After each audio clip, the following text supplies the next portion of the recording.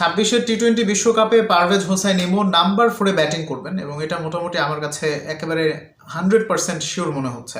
তার কারণ কি সেটা বলি। পারভেজ হোসাইন ইমন শেষ কয়েকটা আন্তর্জাতিক ম্যাচে তিনি যতগুলো ম্যাচ খেলেছেন টি-20-তে এর মধ্যে অনেকগুলো ম্যাচে তিনি নাম্বার 4-এ নেমেছেন, হ্যাঁ, এবং মোটামুটি ভালোও করেছেন।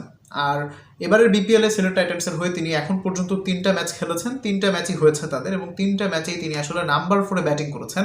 এবং সবচেয়ে গুরুত্বপূর্ণ যে বিষয়টা, তিনি নাম্বার 4-এ ধারাবাহিকভাবে, হোক সেটা আন্তর্জাতিক হোক সেটা ফ্র্যাঞ্চাইজি, তিনি সব জায়গাতেই ভালো করছেন। সবশেষ আমাদের যে আন্তর্জাতিক সিরিজটা ছিল আয়ারল্যান্ডের বিরুদ্ধে, সেখানে তিনি দুর্দান্ত করেছেন, ম্যাচ শেষ করে এসেছেন।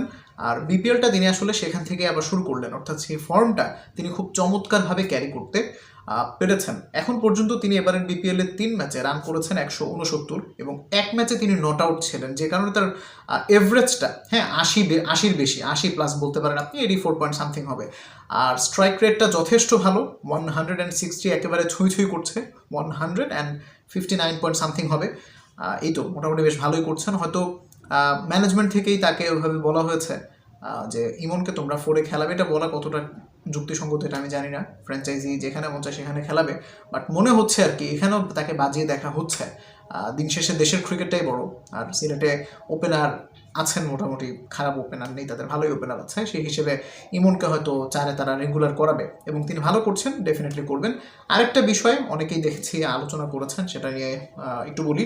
সেটা হচ্ছে ইমন হচ্ছে নতুন বলে একটু মাঝে মধ্যে আনকমফোর্ট ফিল করেন এবং শুরুর দিকে একটু তার সমস্যা হয়। এই কারণে হয়তো বল একটু পুরান হওয়া পর্যন্ত তাকে অপেক্ষা করাবে এবং যে কারণে তাকে নাম্বার 4-এ দেওয়া হচ্ছে। বাট যদি আমাদের যে অবস্থা, মাঝে মধ্যে আমাদের ইনসাইড পাওয়ার প্লে 3-4 উইকেট চলে যায়, তখন আর কি নতুন বল পুরান বল সব সেমই, ঠিক আছে।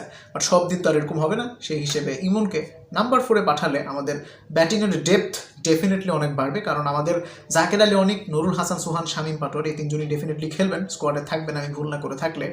শেষ মুহূর্তে সে তাদেরকে বাদ দিবে না, বাজে ফর্মে থাকার পরও জাকেরকে ক্যারি করবে। হ্যাঁ, শামীম আজকে একটা অসাধারণ নক খেলেছেন, আবার তিনি আছেনই রাডারে, শেষ ম্যাচে ডাক পেয়েছিলেন আয়ারল্যান্ডের সিরিজে।